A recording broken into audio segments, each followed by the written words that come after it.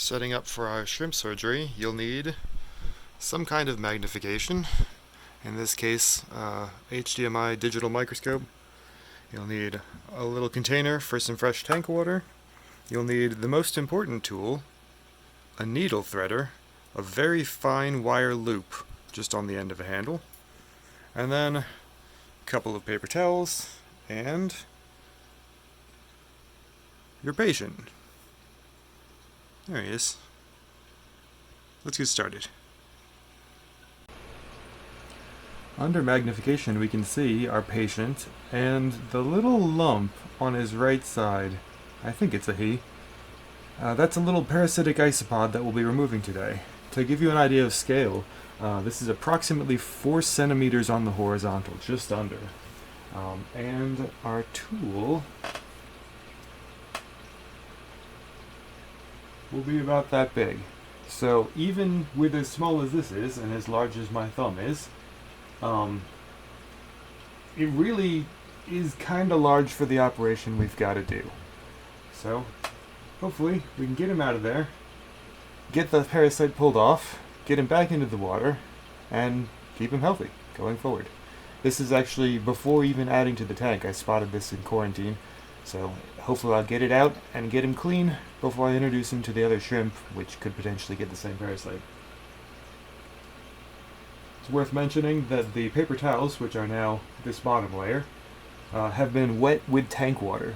I'm going to need something to hold them in, so I've got a paper towel down on the surface, and I've got a second paper towel down to hold with, and you don't want him to dry out, and he's going to jump when you pull him out of the water, so having some extra around is going to be important. Alright, let's see how this goes. Only my second time attempting it. So we're going to get our shrimp. It's okay, buddy. Here he is out of the water. You can see the parasite on the side. I want to flip him over and be gentle. Don't want to hurt his legs. Might flip himself over. But ideally, we can grab the back gently so that we can have access to that side of him. You can kind of see. Come on.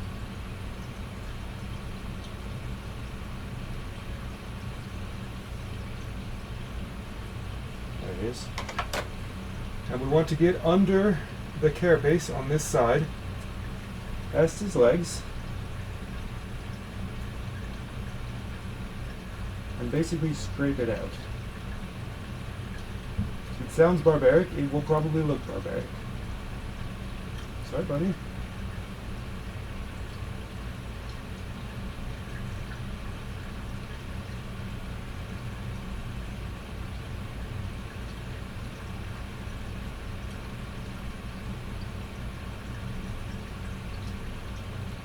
Sorry, buddy.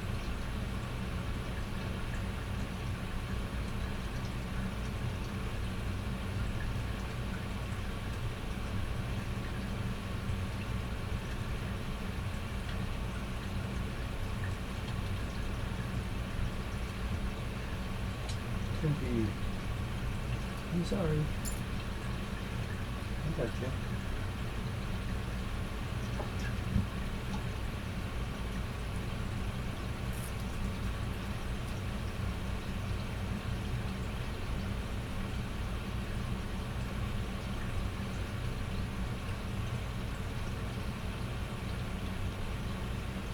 I think I got in the right place.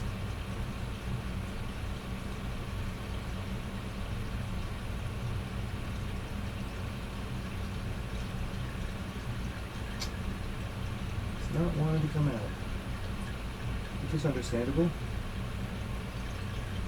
One bolt for clearance. Sorry, buddy.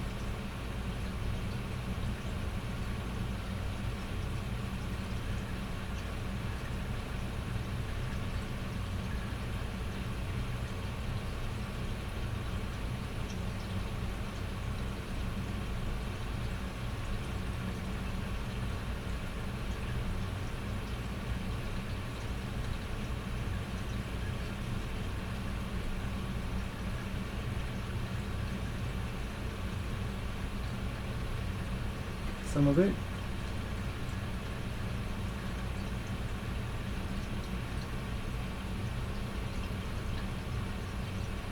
Okay, buddy.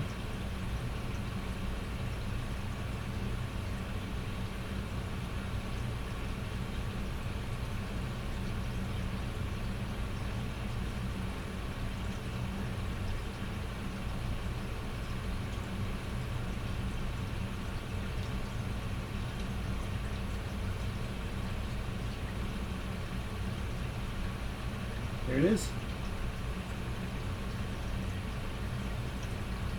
The parasite.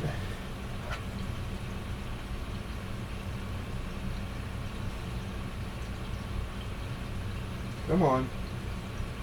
Parasite is out. Right beside him. He just poked it with his claw. Little guy. Hope he comes up in a second, buddy.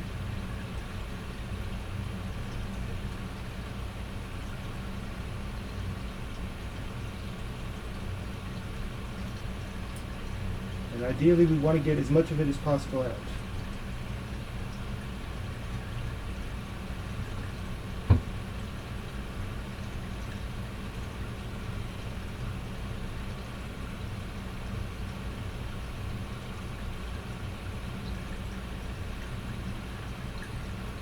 Got it, buddy? I don't know why it doesn't want to come out.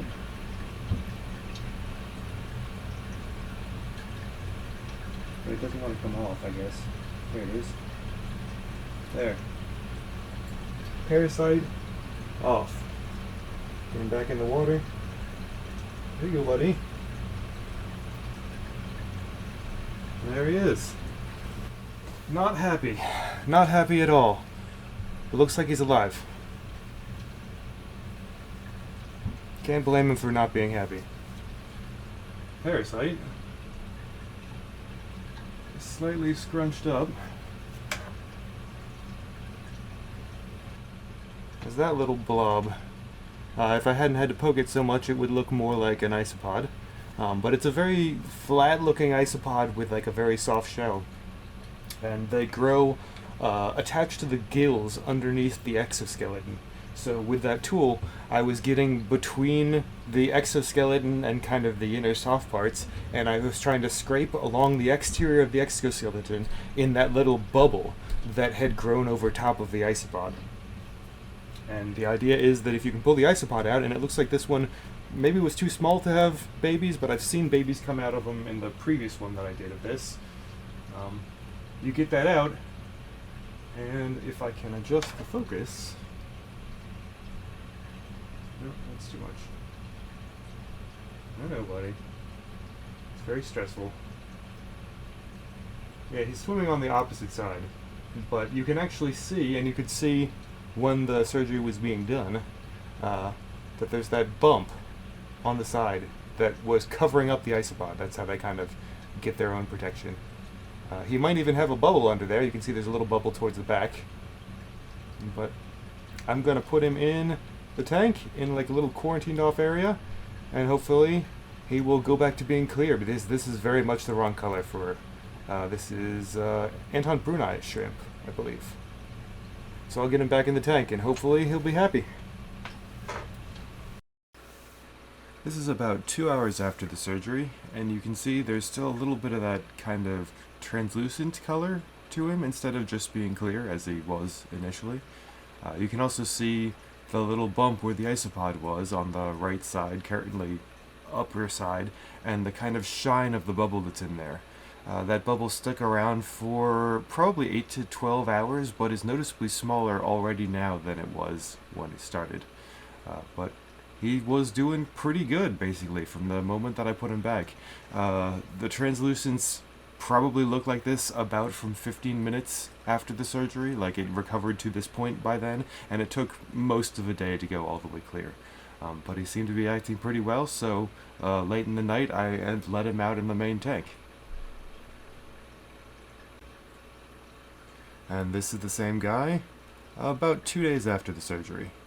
It's hard to see from this angle, but he's all the way clear.